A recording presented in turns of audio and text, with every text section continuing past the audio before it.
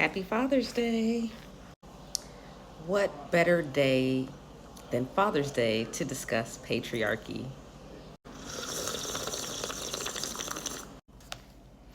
As I've been scrolling this morning, I've been seeing some other creators, Black women, discussing some different things, and it just really kind of sparked the conversation in me.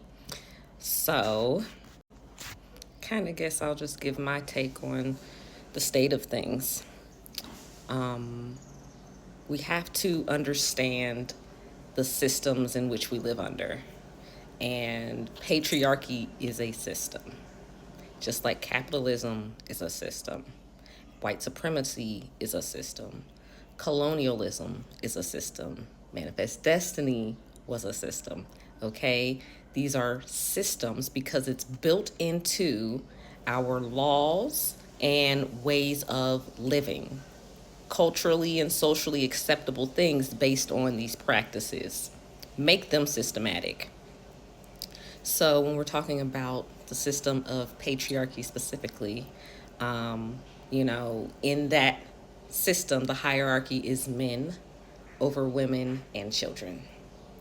When a male child comes of age, he is then over women and children. Therefore, even his mother in a patriarchal system is beneath him once he becomes a certain age. The system of patriarchy is so all encompassing in everything that we do in our daily lives, in the decisions that we make for our lives at large. It affects everything in how we think, how we relate to others, how we live. So, now with that being said and established, men are not the best rulers. They are not the nicest to those they claim as subjects.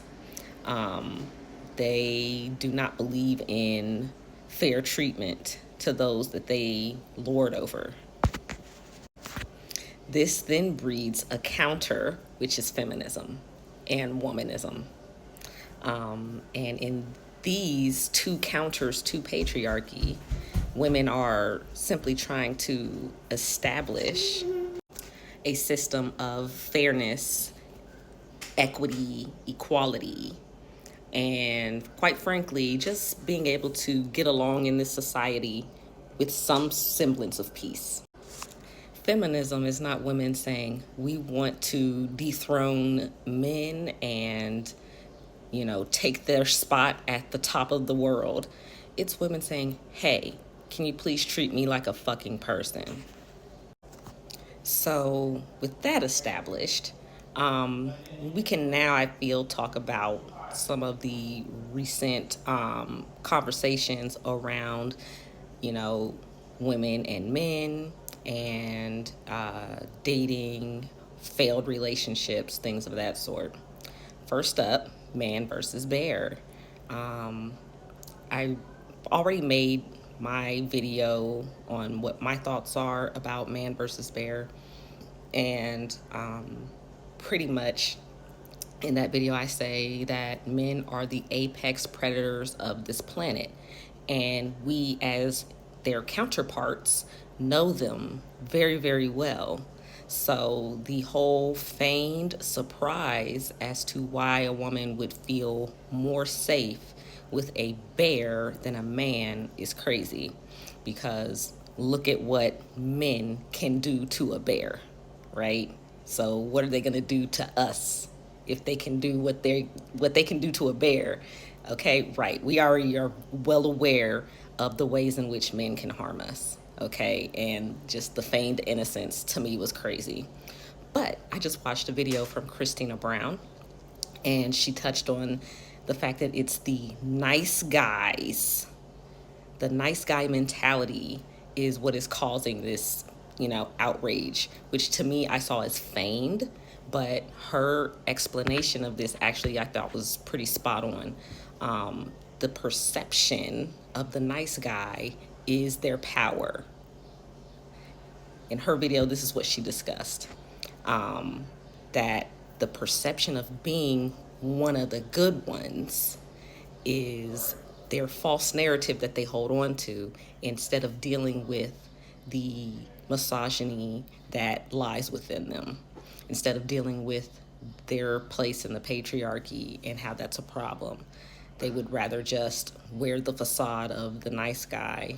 I'm not like those guys. I'm not like other. I don't, rape women. I don't hit women. But as soon as a woman gets out of place or out of turn with them, examples saying they feel more safe with a bear, now all this stuff starts coming out.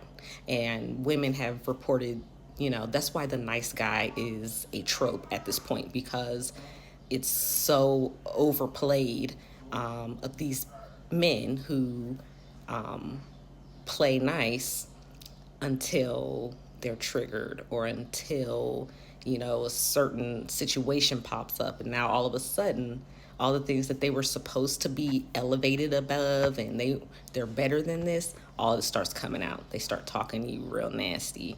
Their behavior becomes really nasty. So that's one piece. Another is the choose better trope.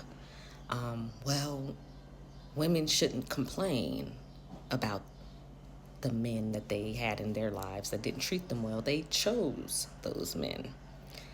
Let me tell you a story about choosing a man. At the age of 17, I left home and went to culinary school, living on campus in a city that is about 4 or 5 hours away from where I was living with my mother. I had a high school boyfriend that I was still with and involved with. He was a year behind me, so he was still in high school when I had graduated and moved on to attending, culinary school. So while there, the security guard of the building set his sights on me, and pursued me. This man was 15 years older than me, okay? And I am a young girl who was raised in the church, and I think most people are aware of the expectations of church girls. Okay, so with the expectations of a church girl instilled in me and put on me, with the expectations of the patriarchy instilled and put on me, and then let's talk about the fact that I am a neurodivergent teenager, and a man in his 30s is pursuing me heavily. All right, so when I was basically forced by this man to break up with my high school boyfriend and be with him exclusively, when I told this man that I didn't want to have unprotected sex because I wasn't ready to get pregnant, and he said, nah, it's cool if you get pregnant, everything will be fine. So then once I was a teenager trying to attend school and now pregnant by a grown-ass man, there are people who would say that these are things that I chose for myself. They're not going to look at the fact that, no, I chose to go to school. That's what I chose. I chose to go to school and try to create a future for myself in a field that I loved. That was my choice. My choice was not for the security guard in the dorm that I was living in to pursue me. That wasn't my goal. That wasn't my plan. That man took time to insert himself into my life, and he stayed there much longer than I wanted him to be. I left him, he would come and get me. Multiple times that happened. We had 3 children together. None of my children talked to this man. And that's not a choice that I made for them. Those are choices they made for themselves.